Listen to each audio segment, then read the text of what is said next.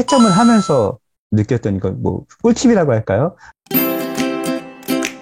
그렇죠. 그런 부분이 실제로 글을 통해서 이 아이가 그려져야 되는 네. 거잖아요. 근데 이제 여기서 부모님들이 딜레마가 있을 수 있어요. 사실은 아직은 어린 아이들이잖아요. 아무리 초, 중, 고 하더라도 아이들이 글을 잘 쓰고 그 안에다가 자신을 전략적으로 잘 드러내는 아이도 있지만 그렇지 않은 아이들도 많이 있다가 보니까 진짜 좋은 포텐셜을 갖고 있으면서도 그걸 어필하지 못하다가 보니까 많은 부모님들이 내가 부족해서 내가 아이를 네. 제대로 도와주지 못해서 아이가 이렇게 좋은 도전적인 영재교육의 기회를 놓치는 거 아닐까. 그래서 많은 부모님들이 고민이나 자책감을 많이 갖고 계세요. 이 부분을 대신 질문하고 싶을 텐데, 네네. 영재교육을 받을 수 있는 기회를 얻으려면, 상당 부분 부모님들의 도움이 있어야 할까요? 아니면 아이 스스로 네네. 혼자서 가능할까요? 스스로 잘하는 아이를 뽑는 게 본래의 목적이죠, 사실은. 그렇죠. 그렇지만 실제로 그런 아이들만 뽑힌다라고 볼 수는 없어요. 그렇죠. 근데 이건 사실은 아이의 잘못이 아니잖아요. 네, 지금 이런 학생들을 뽑고 있는 그 시스템의 잘못인 거잖아요. 그래서 네, 선발고사라 연습된 익숙한 학생들이 유리한 거는 사실이에요. 그렇죠. 근데 제가 봤을 때는 누군가를 선발하는 어떤 시험이든 다 똑같겠지만 아주 뛰어난 학생들, 보다는 어떤 그 경계선에서 여기를 넘어가고 남고의 그 경계에 있는 학생들을 평가할 때는 사실 그런 객관화된 점수를 가지고 평가하지 않아요. 자기소개서나 면접 이런 것을 통해서 알게 되는 이 아이의 흥미나 관심사들이 이 경계선상에 있는 학생들을 누구를 올리고 내릴까에는 굉장히 중요한 요소로 작용을 하거든요. 그래서 음. 그런 측면에서 봤을 때 아이의 흥미나 관심이 많은 것은 분명히 유리해요. 지금의 시스템이 그것만으로는 뽑힐 수 없는 확률이 높기 때문에 이 전형에 맞는 준비가 필요한 건 맞죠. 그렇죠. 사실상 그렇게 흥미나 관심이 있고 열정이 있는 거 좋죠. 그러나 네, 그것은 퍼센트상으로 네, 작은 퍼센트에 해당하고 근본적으로는 영재성 고사가 거의 그 아이들의 그 성적 매김을 하고 네네, 비슷한 선에서 봤을 때 아이들을 조정하는 관계에서 그걸 보는 거기 때문에 네네, 가장 큰 것은 영재성 맞아요. 판별인 거죠. 네, 사실은 변별력이 우리가 1, 2단계에서 체크리스트형은 그걸 점수로 본다라고 하기가 너무 다들 긍정적으로 평가를 하는 네, 추세이기 때문에 사실은 의미가 없다라는 것을 관계자들은 이미 다 알고 있죠. 네, 그렇다면 우리 부모님들께서 정말 궁금해하는 부분이 그 3단계 영재성 판별 고사가 과연 아이들이 아무런 준비도 없이 들어가서 그것을 보았을 때, 이런 정도의 능력이 정말 천부적으로 타고난 네, 아이를 제외하고 네, 일반적인 그렇죠. 학생들에게 네, 준비 없이 그냥 네, 들어가서 너의 힘으로 스스로 다 해내거라. 네. 이렇게 하는 부분이 어떨지 실제 운영해 보셨던 네. 경험으로 만약에 우리 말씀하시죠. 아이가 아무것도 안 시켰는데 그 칸이 붙었어요라고 얘기하는 게 진실이면 네, 그 아이는 정말 영재라고 볼 수 있고 영재성 검사들에서 나오는 어떤 네, 가지의 문항 같은 것들이 기존 정규교육 과정에서 아이들이 접해보지 못했을 스타일이 굉장히 그렇죠. 많아요. 네, 그렇다 보니까 당황을 할 수밖에 없고 정해진 그렇죠. 시간이 있잖아요. 정해진 시간 그렇죠. 안에서 이 학생이 당황을 하다 보면 알고 있던 거, 쓸 수 있는 것들도 제대로 못 쓸 가능성이 높거든요. 그렇죠. 그렇기 때문에 정말 극소수의 뛰어난 학생이 아니고서는 그것을 아무런 준비 없이 가기는 좀 어렵고요. 그래서 네, 어떤 스타일은 유형들이 무엇인지 정도를 확인하고 유형을 알게 되면 소재가 바뀌더라도 적용할 수 그렇죠. 있잖아요. 그런 네, 측면에서 사실은 저도 서점에 많이 나가보지만 네, 시중에 그런 것들을 대비하는 것들은 굉장히 많이 있더라고요. 네, 그래서 네. 그런 것들을 좀 풀어보고 가서 유형이 익숙하고 가는 것이 유리하다라고 제가 꼭 집어 얘기하는 것보다 본인이 가지고 있는 것을 조금 발휘할 수 있게 된다. 라고 네. 얘기하는 게 맞는 것 같아요. 네. 이 부분에 대해서 살짝 정리를 해드리겠습니다. 네. 여러분, 영재성 고사는 사실 시험입니다. 그래서 네. 영재 교육을 수혜할 교육 대상자를 선발하는 객관적인 시험이기 때문에 불가피하게 서열화를 할 수밖에 없죠. 그러면 그 서열화를 하기 위해서 시험 문제 자체를 당연히 변별력이 있는 문제를 줄 수밖에 없습니다.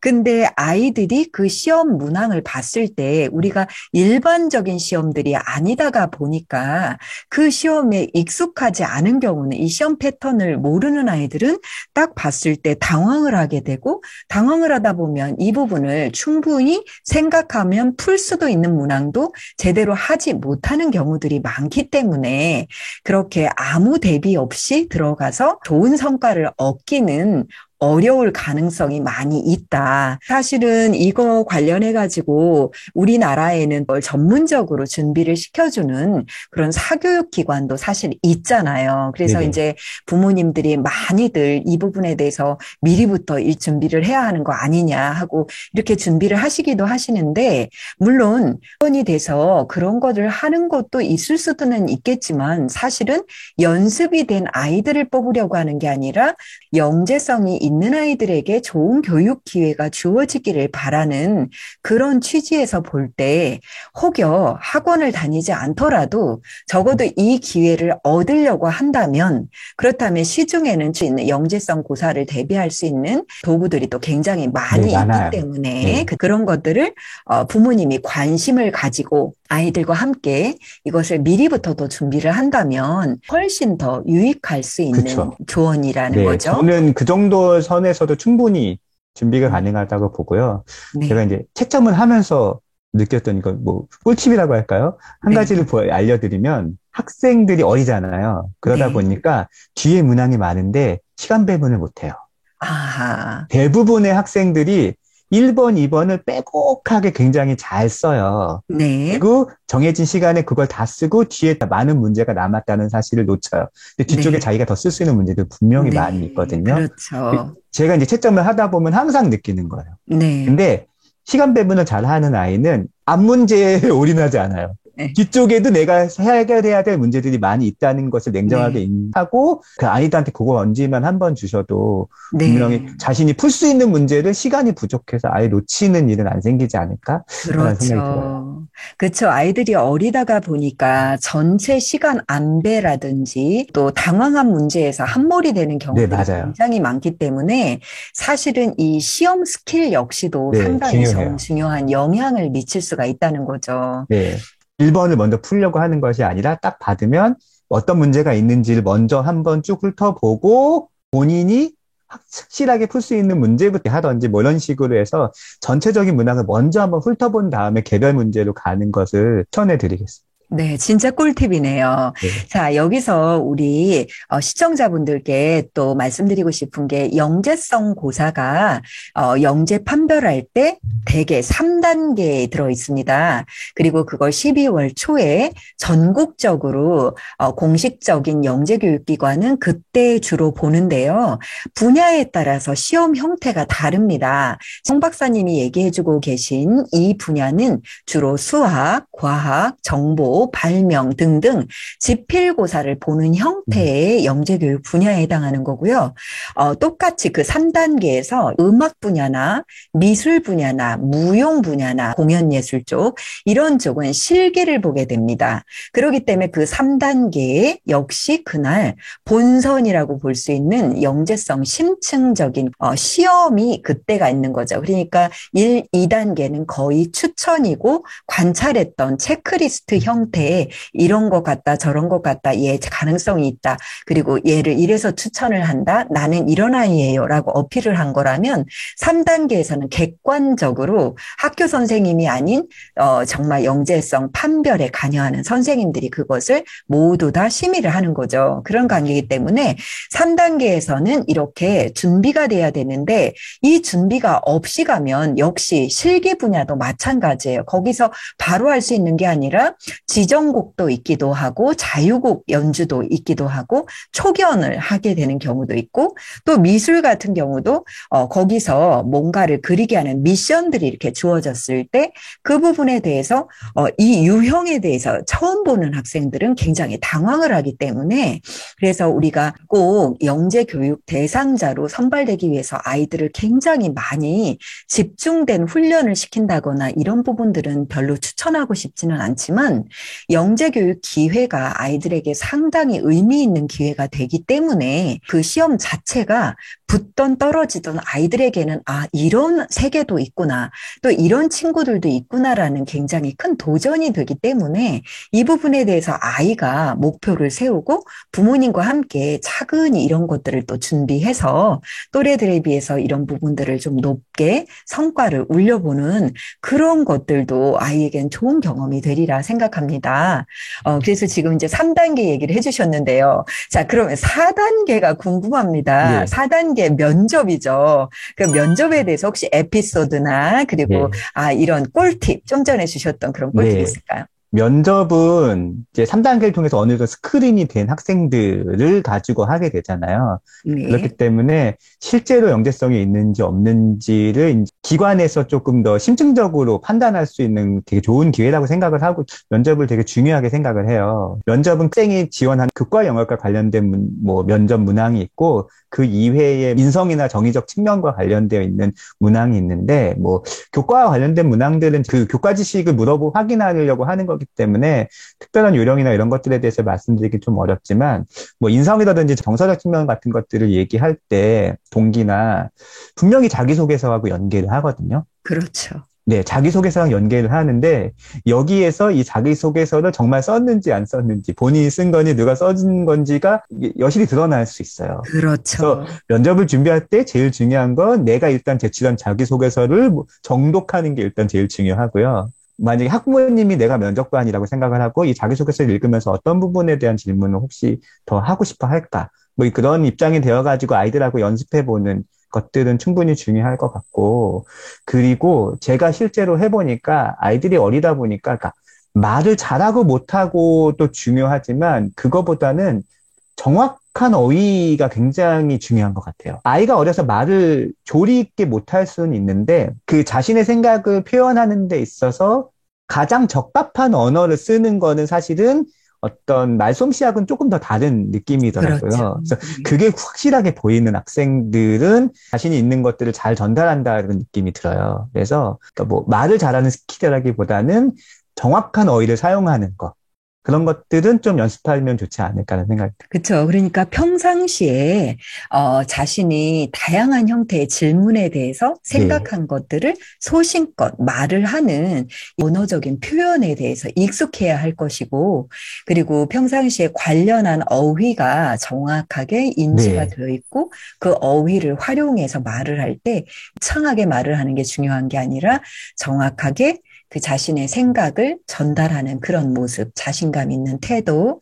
한 가지 더 얘기하면 학생들이 대부분 길게 얘기하려는 습관이 있어요. 채점하는 그 면접관 입장에서 아이의 답이 길어지면 길어질수록 사실은 이 학생이 핵심을 잘 모르고 있다라는 생각을 할 때가 더 많거든요. 네, 네. 그래서 대답은 길지 않은 것이 오히려 더 적합하지 않을까라는 생각은 이제 제가 채점자로서 느끼는 생각이긴 합니다. 네, 간단하고 네. 명료하게 답변한다. 네. 자, 그런데 우리 시청자분들이 궁금하실 것 같아요. 자, 네. 우리가 면접 중에서 보면 그 네. 전공 분야 관련한 면접이 있고, 네. 그리고 인성이나 그런 관계하고 관련된 부분에 네네. 해당을 하잖아요. 그랬을 네네. 때 이제 앞부분에서 해당 네. 분야하고 관련된 즉석 미션 같은 형태의 것들이 있잖아요. 네네. 예를 들어서 과학 쪽 같은 데서는 이 아이의 요쪽 분야의 그 심층 면접으로서 알아보기 위해서 그 분야 적성을 알아보는 질문, 네. 그리고 아까 인성 있잖아요. 아이들과 네. 협업이라든지 그런 부분들을 물어보는 문항 하나, 이런 네. 식으로 그 부분에 대해서 구체적으로 한번 예시를 들어주실 수 있을까요? 이제 예시를 굳이 들자면 과학 같은 경우에는 어쨌든 면접이다 보니까 꼭 지식만 묻는 것보다는 가치나 태도를 같이 묻는 것들의 그렇죠. 문제가 나와요. 그렇죠. 올해 제가 만약에 과학과 관련된 심층면접 문항을 하나 낸다라고 한다면 좀 AI 자율주행과 관련된 윤리적인 문제 이런 네. 것들을 묻지 않을까 싶어요. 자동차의 자율주행을 프로그래밍 한다고 할 때 음흠. 운전자와 보행자 중에 누구를 더 중요하게 생각하는 식으로 프로그래밍을 할 것이냐, 뭐 이런 식의 문제들. 그러니까 단순한 과학 지식만을 묻는 것이 아니라 그 안에 자신의 가치나 태도 같은 것들을 같이 녹아들여서 할 수 있는 그런 형태의 문항들이 주로 쓰인다고 보시면 되니까요. 그런 것들을 준비하시면 되고, 그런 측면에서는 요즘 이슈되는 것들이 뭔지 잘 캐치하시고 스크랩 해두시면 충분히 도움되지 않을까 싶어요. 그렇죠. 그러니까 평상시에 최근에 이슈가 되는 네, 그런 사건이라든지 사고라든지 네, 그리고 새로운 과학기술이라든지 네, 이런 부분에 대해서 자기 지원하는 분야하고 네. 관련되는 핫 이슈에 그렇죠. 대해서 예, 알고 그 부분에 그렇죠. 대해서도 좀 어느 정도 소신을 갖고 있는 네. 이런 거 좋겠다. 네, 인성면접. 반드시 판단이 요구되는 형태의 것들을 같이 접목시킬 거예요. 그렇죠. 그러니까 네, 명확한 거기서 아주 수준 높은 지식이 있으면 좋겠지만 그거보다도 더 중요한 부분이 이 학생이 이쪽 분야의 영재성을 가진 네, 학생으로서 그런 자질과 어떤 태도적인 게 있는지 보려는 취지다. 네. 그다음에 그리고 인성과 관련해서는 인성과 관련해서는 보통은 저희는 대부분 자소서와 관련된 내용들을 인성이라든지 거기에 소스를 얻어서 하고요. 그거 이외에는 좀 되게 노멀한 것들, 누구나 쉽게 예상할 수 있는 것들이 나오기는 해요. 뭐, 존경하는 사람이나, 뭐, 자신이 감명 있게 읽었던 책, 혹은 이제 그런 것들을 이야기할 때도 이 학생이 그 분야와 관련된 사람을 소재를 가지고 이야기하는지 같은 것들을 사실 보게 되는 거죠. 최근에 감명 깊었던 이 책을 한번 책에 대해서 얘기해 보세요. 근데 과학영재 지원한 건데, 문학 소적을 얘기했다는 게 잘못됐다는 건 아니지만 그 관련성을 연결지어서 이야기하면 이 아이가 이쪽 분야에 재능과 관심이 있어서 이쪽 관련된 서적도 읽고 여기에 대한 관심이 풍부하구나라는 식으로 연결지을 수 있다는 거죠. 채점자 입장에서는. 그렇죠. 아주 네. 꿀팁이네요. 그러니까 지금 말씀하신 것처럼 면접에서는 자소서하고 연결지어서 그것을 네. 확인하는 취지가 있고, 그리고 흔히들 하는 질문 중에 하나가 존경하는 인물이나, 그리고 네. 최근에 읽었던 책이라든지, 네. 또 음악이나 미술 분야 같은 네. 경우에는 들었던 음악, 좋아하는 음악이라든지, 또 화가라든지, 또 흔히 또 하는 것들 중에 영재교육원을 왜 네. 지원했는지, 그리고 여기서 무엇을 하고 싶은지라든지 네. 또 또래 간에 문제가 생겼을 때 너는 어떤 식으로 이것을 해결하고 싶은지 이런 정도가 이제 4단계에서 네, 맞아요. 교수님 말씀하신 그런 유형의 문항들도 많이 묻곤 하는데, 그러니까 제 개인적으로 그런 문항들은 크게 변별력은 없다고 보는 것 같아요. 그런 그렇죠. 문항들. 그래서 사실은 어쩌면 박사님, 부모님들이 자소서에 그리고 또 이런 면접에 엄청나게 준비를 많이 하실 수도 있는데 사실상은 영재 선발에서 가장 큰 결정력을 갖고 있는 것은 기본적으로 3단계에서의 영재성 네, 고사고 그리고 그것을 기본적으로 득한 학생들 중에서 이 교육원에서 좀 더 이 비슷한 수준에 있는 아이들 중에 누가 좀 더 태도와 이렇게 그렇죠. 갖추어졌느냐. 그리고 그 마지막에서 이 아이에게 교육 기회를 네, 줘야 할지에 대한 네. 부분을 조정 단계에 있을 때 하는 아주 작은 예. 포션에서 하는 거기 그러니까 때문에. 3단계에서 20명 딱 뽑아버리면 사실 고민이 없죠. 면접을 페일만 하면 되는 거지만 사실은 더 많은 배수를 뽑기 때문에 면접을 그렇죠. 통해서 떨어지는 학생 분명히 생기는 거죠. 네. 그렇죠. 그래서 사실은 3단계에서 1.5배수 정도, 그러니까 2배수, 3배수는 하지 않는 이유가 사실은 그 면접을 하고 아이들을 떨어뜨리는 것도 선생님들 입장에서는 어린 아이들에게 가슴 아픈 일이기 때문에 3단계까지 갔다라는 것만으로도 어느 정도는 스펙트럼에 들어가 있는 학생이라고 봐도 네. 괜찮습니다. 그런데 이제 4단계에서는 대개는 그 아이들 중에서 이제 확인을 통해서 점검해야 하는 그 수준에 있는 그러니까 아주 앞선 아이들의 경우는 아이가 큰 문제가 있지 않는 한은 합격선에 들어가지만 사실은 생각보다 동점자라든지 비슷한 점수대에 있는 아이들이 꽤 많아요. 쉽게 아이들 판별을 진행해 보면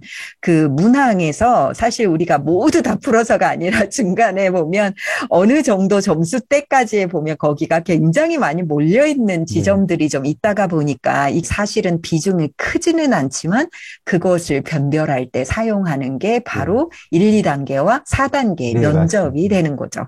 아까 제가 말씀드린 것처럼 월등히 뛰어나 버리면 괜찮은데 그렇죠. 경계선이 두텁기 때문에 사실은 되게 중요도는 높다고 볼 수도 있어요. 그렇죠. 그래서 오늘 송 박사님하고의 인터뷰를 통해서 부모님들이 답답했던 것들이 진짜 많이 해소가 되셨을 것 같아요. 사실상 시중에 영재교육에 대해서 알려주시는 분들이 좀 있어서 반갑기는 한데 그 영재교육을 상업적으로 얘기를 해준다거나 이런 부분들이 좀 아쉬워서 그래서 학문을 하는 입장에서 또 우리 학부모님이나 선생님들에게는 실질적으로 아이들의 영재교육을 대비하는 태도라든지 준비 전략을 갖고 싶은 분들이 있으셔서 오늘 우리가 이 영상을 준비를 한 거거든요. 자, 그렇다면 우리가 다시 한번 정리를 해보도록 네. 하겠습니다. 자, 영재아는 도대체 누구고 우리가 네. 영재 교육을 내가 도전해 볼 만한가? 그리고 도전했을 때 괜찮을까? 영재 교육 이거 남의 얘기 아닐까라는 그런 생각을 하는 분들 많은데요. 간단하게 한번 정리 부탁드려요. 네. 어떤 아이들이 현재 우리나라에서 영재 교육을 받고 있고 해볼 만한지 말씀 네. 부탁드립니다. 영재의 정의는 말 그대로 가지고 있는 재능을 다 발휘하지 못해서 특별한 교육 시스템이 필요한 아이를 영재라고 정의하고 있어요. 학문적으로는. 그렇기 때문에 우리 아이는 누구나 영재가 될 수 있는 거고 그래서 영재교육 기관이라든지 학급에 우리 아이를 도전시키기 위해서 준비하는 절차 자체는 전혀 누가 해도 문제가 되지 않는 상황이라고 생각을 해요. 들어가는 게 시작이거든요. 근데 대부분의 학부모님들은 아마 들어가면 이제 끝이라고 생각하실 거예요. 거기서부터 관점에 좀 변화가 필요하실 것 같고, 영재교육은 아이들한테 뭐 답을 가르쳐 주는 곳은 아니고, 그냥 질문을 던지는 곳이라고 생각을 해요. 왜냐하면 기존의 교육은 답을 가르쳐 주는 교육이고, 그런 교육은 이 아이들한테 필요하지 않으니까 아이들한테 계속 질문을 던지는 교육을 한다. 라고 해서 스스로 터득할 수 있도록 하는 것을 중요하게 생각하는 것이고 그래서 이 학생이 영재교육을 통해서 무엇을 배우고 있는지라기보단 얘가 뭘 노력하고 있는지에 집중해 주셨으면 좋겠고 아까 제가 잠깐 말씀을 드렸지만 합격을 시키고 나서 부모님들이나 학생들이 사실은 뭘 배우는지에 대해서 되게 관심을 안 가져요. 의외로. 네. 붙고 나서는. 네. 그래서 저는 그런 것들이 어떻게 보면 수요자가 분명히 자신이 받고 있는 교육의 어떤 점검을 확실하게 하고 그것에 대해서 요구할 수 있는 부분에 대해서는 확실하게 요구를 해야 되지 않으면 교육의 질이 떨어진다고 생각을 하거든요. 그래서 우리 아이하고 열심히 준비를 해서 우리 아이가 영재교육기관에 합격을 해서 공부를 하고 있다면 거기에서 안주하고 끝내실 것이 아니라 도대체 이 영재교육기관의 교육과정은 어떤 식으로 이루어져 있고 수업은 어떻게 구성하고 있고 우리 아이는 이 수업에서 뭘 배웠는지를 물어보시는 게 아니라 지금 이 교육을 통해서 어떻게 성장하고 있는지를 좀 잘 체크하셔서 그 과정 자체가 정말 의미 있게 되도록 끝까지 좀 힘을 놓지 않고 계셨으면 좋겠다는 생각이 듭니다. 아주 중요한 말씀 해주셨어요. 사실 영재교육에서는 질문을 던진다. 그래서 네. 아이들이 배움을 찾아가게 하고 있고, 그래서 사실은 또 우리가 보면 영재교육기관이 한번 선정이 됐다고 해서 그 아이가 지속적으로 영재교육을 수혜하는 게 아니기 때문에 어쩌면 이번에 수혜하게 된 영재교육을 통해서 이 아이가 성장하는 것을 배우고 지속적으로 이 아이의 성장을 체크해가고 부모님도 관심 갖고 네. 그런 기회가 되도록 하셔야 되는데 많이들 영재교육원에 붙었다에 대해서 그걸로 끝내고 그 다음에는 의외로 다음 이후의 노력들이 없어서 진정한 의미의 영재교육적인 학생의 성장을 지원하는 것이 안 되는 게 좀 아쉽다는 말씀을 네. 해주셨죠. 굉장히 중요한 말씀이신 것 같아요. 그리고 제가 한 가지만 더 말씀을 드린다면 그러니까 붙는 게 목적이라고 생각하시는 분들이 되게 많으시잖아요. 아이가 자신이 뭘 잘하는지를 잘 몰라요. 잘 모르는 상태에서 어린 시기에 어떤 영재교육을 특정 분야에 픽스해서 하다 보면 본인이 그쪽에 재능이 정말 있다고 잘못 생각할 수도 있거든요. 그래서 영역을 선택하는 것들도 굉장히 중요하고 한데 그런 것들을 우리 아이를 먼저 생각하지 않고 일단 붙는 게 먼저다라고 생각하시고 접근하시면 안 될 것 같다는 얘기도 좀 드리고 싶어요. 그렇죠. 지금 실제로 부모님들 사이에서 영재교육원에 합격하는 게 먼저여서 네, 여기든 저기든 되기만 해라. 그리고 이 분야 네, 저 분야 막 이렇게 찾아다니시는 분들이 있어요. 그러니까 지망하는 순서까지도 네, 부모님들끼리 떠돌기도 하는 정도로 그러기도 하는데 말씀하신 것처럼 이 영재교육을 지원할 때는 이 아이가 어떤 분야에 관심이 있고 뭔가를 해보고 싶은지를 스스로 생각해보고 그것도 또 책임 있게 도전도 해보고 하는 그런 과정에 의미가 있을 거다라고 말씀을 해주셨네요. 네. 자, 너무너무 유익한데요. 거기에서 지금 제가 또 질문하고 싶은 게 박사님,